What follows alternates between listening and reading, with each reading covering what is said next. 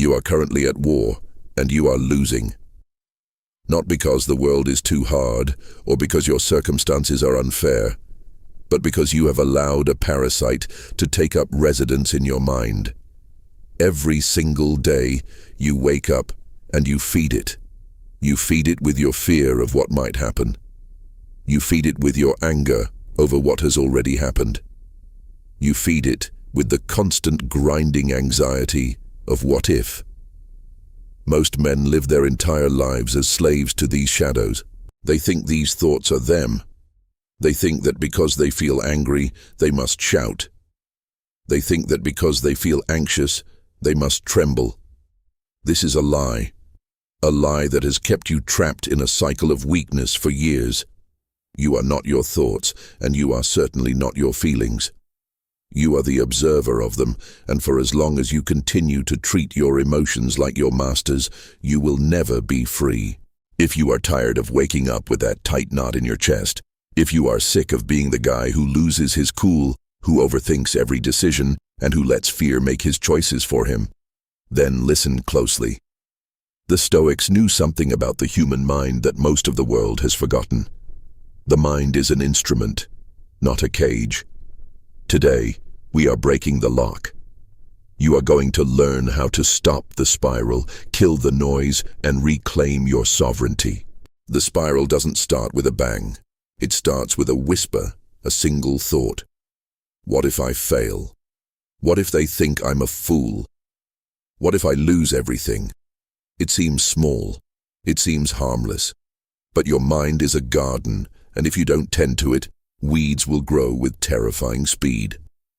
You entertain that first thought, you give it energy, and suddenly you are 10 steps down a path of mental decay.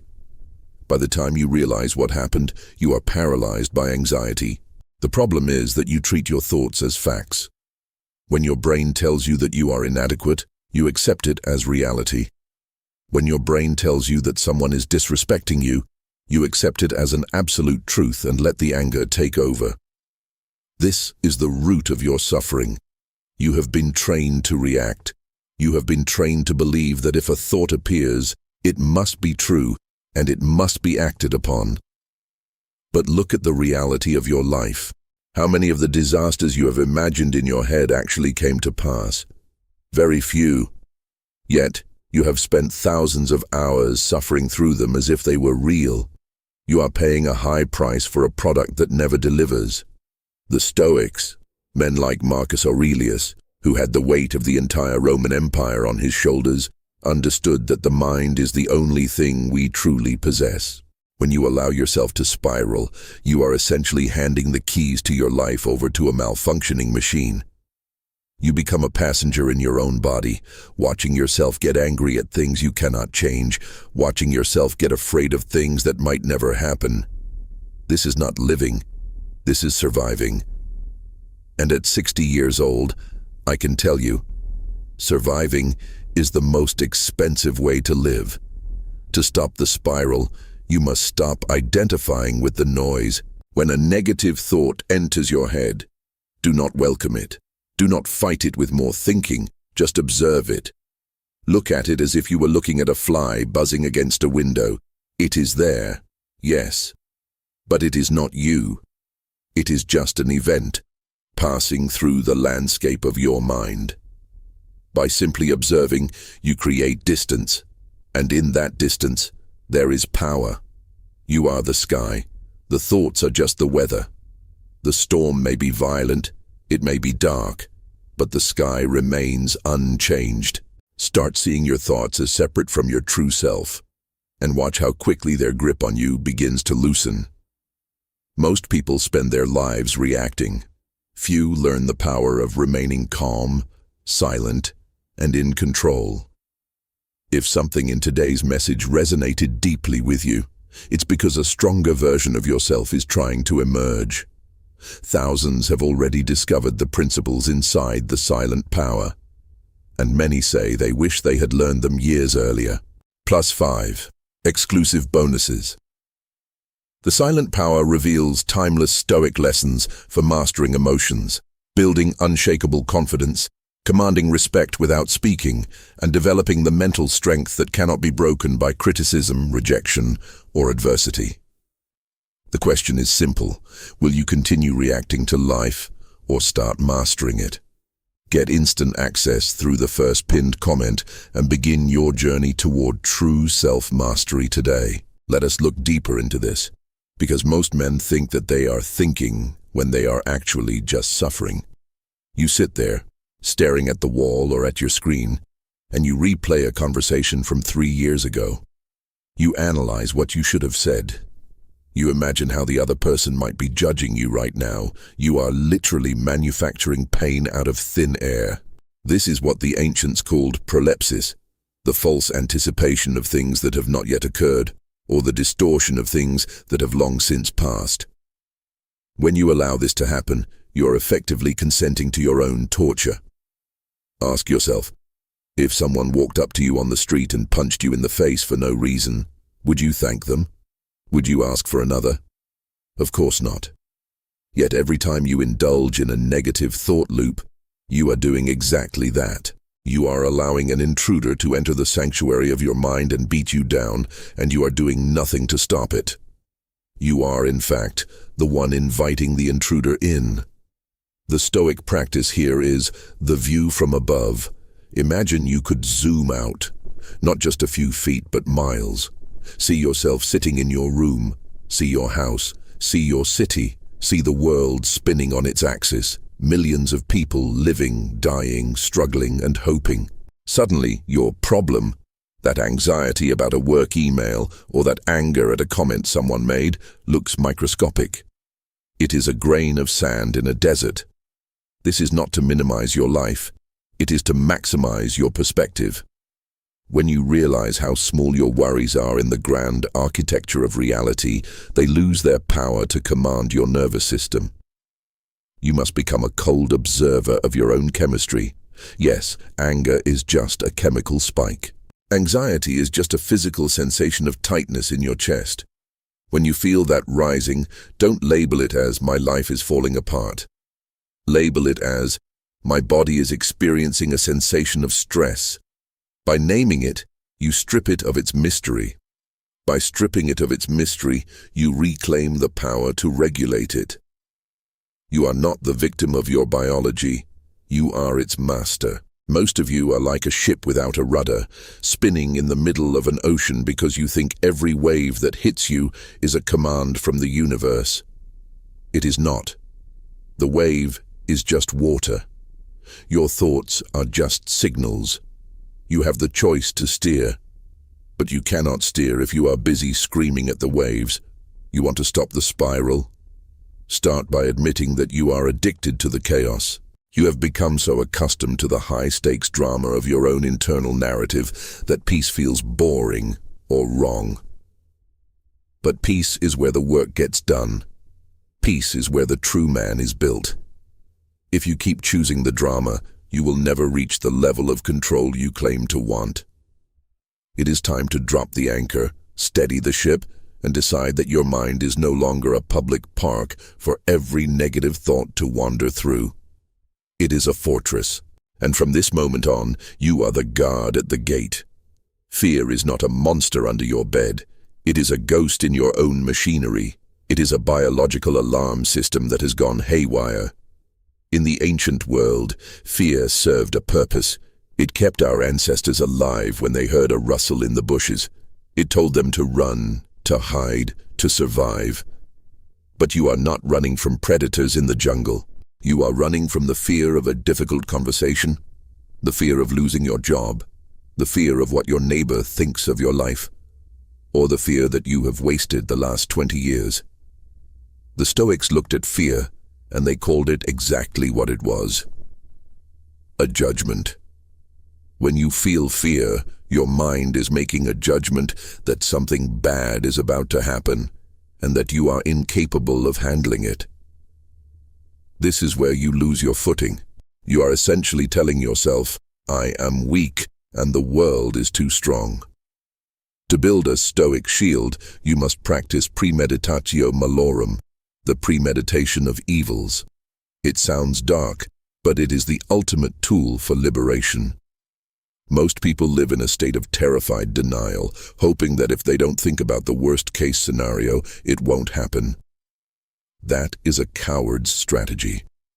A man of character looks at the worst-case scenario straight in the eye. What is the worst that can happen? You lose your money. You lose your status. You lose people's approval.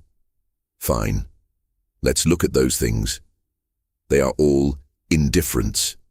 They are external. None of them take away your ability to choose, to be brave, or to act with integrity. When you visualize these things and realize that even if they happened, you would still be you. You would still have your mind and your character. The fear loses its teeth. You stop being a man who is afraid of losing his chains, and you become a man who is ready for anything. Fear thrives on ambiguity. It hides in the shadows of what if. By bringing it into the light, by naming it, by dissecting it, you destroy its power. When you feel that cold grip of anxiety in your gut, do not turn away. Stop. Breathe. Ask yourself, is this currently happening? Usually it is not. It is a projected image. If it is happening, ask yourself, can I handle this with virtue? If the answer is yes, then you have no reason to fear. If you act with courage and honor, you have already won, regardless of the outcome. The Stoic shield is not made of steel, it is made of truth. It is the realization that the only true harm that can come to you is the corruption of your own character. If you lose everything else but keep your integrity, your sense of purpose, and your mental clarity, you have lost nothing of value. Build this shield, and watch how the things that used to make you tremble start to look small and manageable. You are not a victim of the future. You are a creator of your present. Stop hiding from your fears and start staring them down. They are illusions, and you are the only one giving them the power to haunt you. You feel it, don't you? That hot, sharp sting in your chest when someone crosses you, when things don't go your way, when life feels like it's actively conspiring against your progress. Most men treat anger like a wild horse. They let it ride them. They let it gallop through their relationships, their work, and their peace of mind, wrecking everything in its path. Then, when the dust settles, they are left with nothing but regret, broken bridges, and the same problems they started with.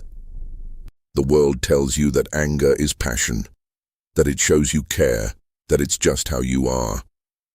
This is a pathetic excuse for a lack of self-discipline. The Stoics saw anger for exactly what it is, a temporary madness. It is a surrender of your reasoning faculty to an external event.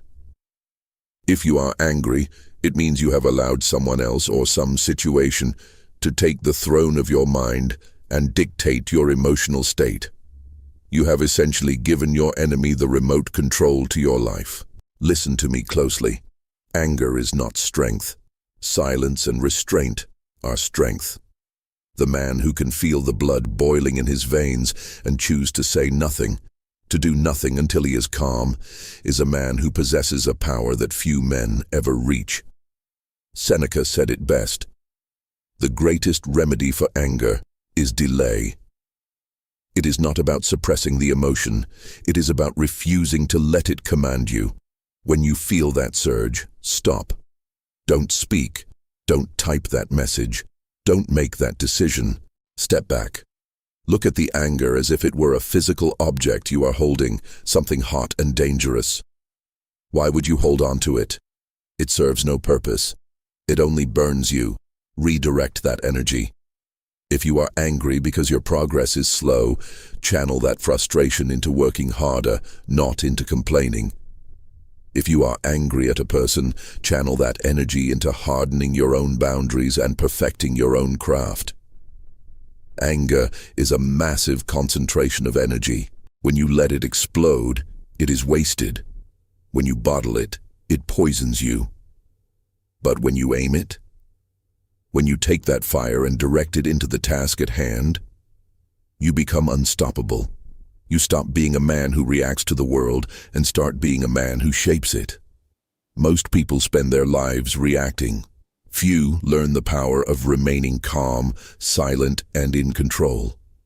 If something in today's message resonated deeply with you, it's because a stronger version of yourself is trying to emerge. Thousands have already discovered the principles inside the silent power, and many say they wish they had learned them years earlier.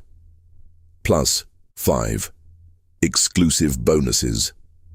The silent power reveals timeless Stoic lessons for mastering emotions, building unshakable confidence, commanding respect without speaking, and developing the mental strength that cannot be broken by criticism, rejection, or adversity. The question is simple. Will you continue reacting to life, or start mastering it? Get instant access through the first pinned comment and begin your journey toward true self-mastery today. Anxiety is not a sign that you are broken. It is a sign that you are misaligned. Most of you wake up and treat anxiety as a weather event, something that happens to you, like rain or a storm. You think, I am anxious today, and you let that dictate your movement. You slow down, you doubt, you hesitate. But Stoicism teaches us that anxiety is almost always a product of living in the future. You are suffering because you are living in a time that does not exist. You are mentally rehearsing catastrophes that have no basis in your current reality. Epictetus, who lived through the brutal reality of being a slave, taught that we are distressed not by the events themselves, but by our judgments about them. Think about that. The event is just a fact. Your project is late, your bank account is low, a relationship is strained. These are facts. But the anxiety? That is the story you tell yourself about those facts.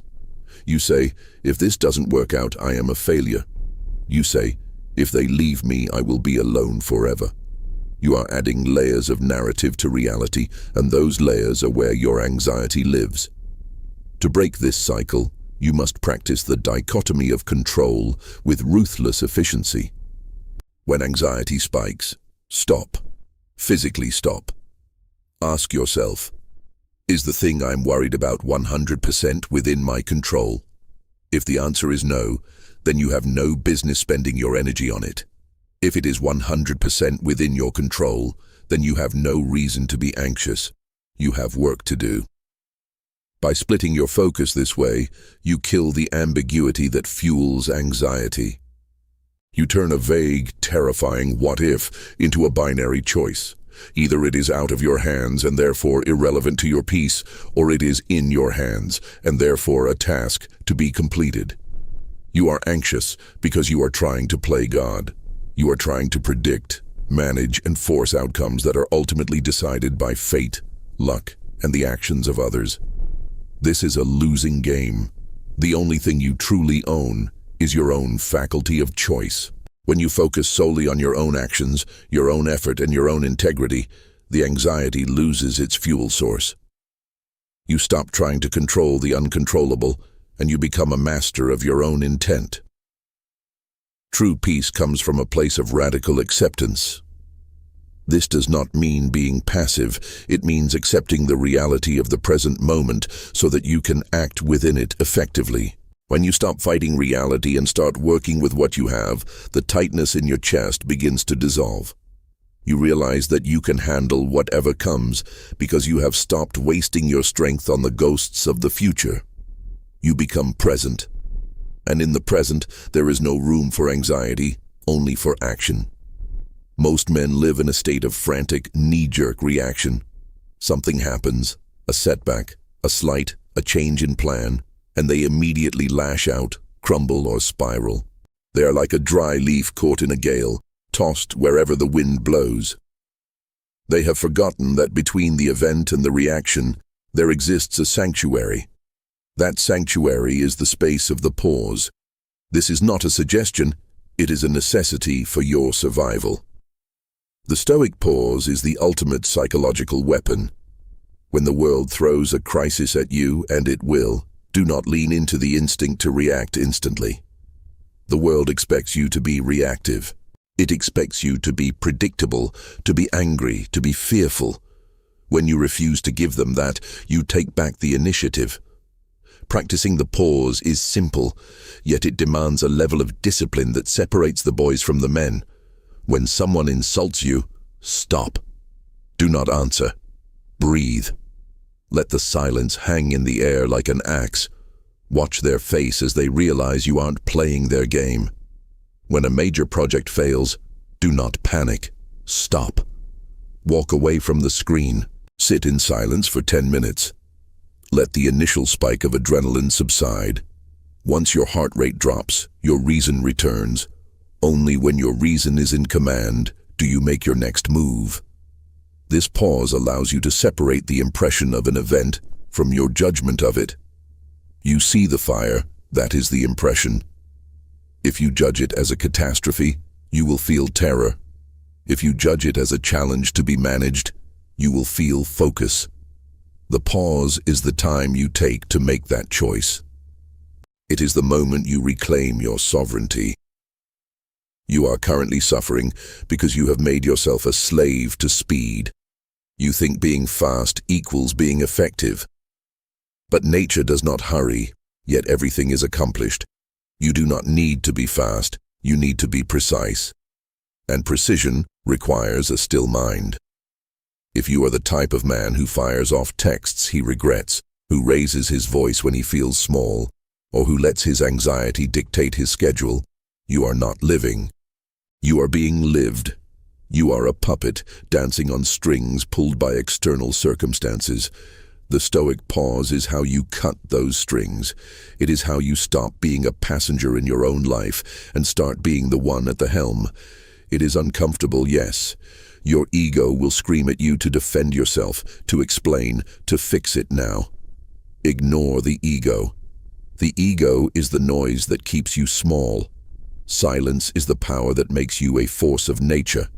Stop, breathe, observe, and only then act. This is the rhythm of a man who knows his own worth. This is the rhythm of a king. Topic 7. The final frontier. Becoming the architect of your reality. You have reached the end of this journey, but this is merely the beginning of your true life. We have discussed the spiral, the shield against fear, the transmutation of anger, the breaking of anxiety, and the power of the silent pause. If you have been listening, you realize by now that everything you have been chasing, peace, respect, control, has been hiding behind the very walls of your own ego. You have been looking for an exit in a room where you are the one holding the key. The final frontier of Stoicism is not an external victory. It is not about reaching a destination where life becomes easy.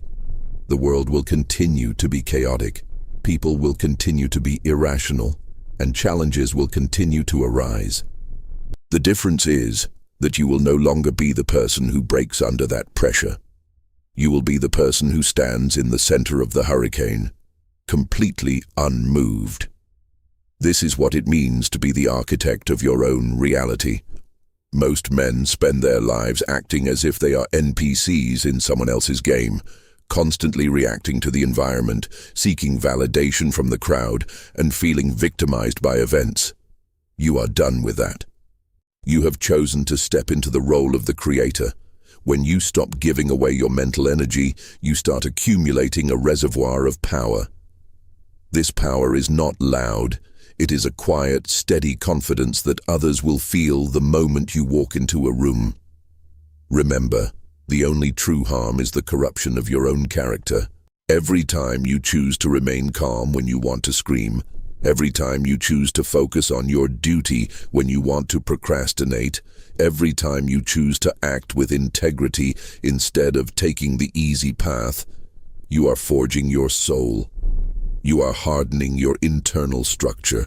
You are becoming a man of consequence.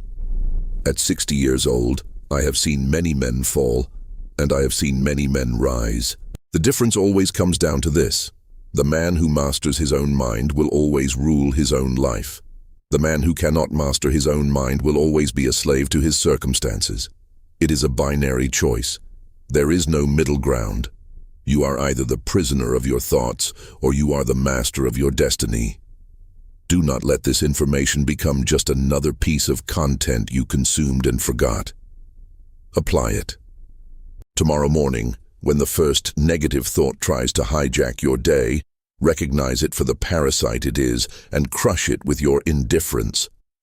When the urge to complain rises, choose silence. When fear tries to freeze your movement, take one step forward anyway. Your life is not a dress rehearsal. It is happening right now, in this second. Take the throne that belongs to you. Most people spend their lives reacting. Few learn the power of remaining calm, silent, and in control. If something in today's message resonated deeply with you, it's because a stronger version of yourself is trying to emerge. Thousands have already discovered the principles inside the silent power, and many say they wish they had learned them years earlier. +5 exclusive bonuses. The silent power reveals timeless Stoic lessons for mastering emotions, building unshakable confidence, commanding respect without speaking, and developing the mental strength that cannot be broken by criticism, rejection, or adversity.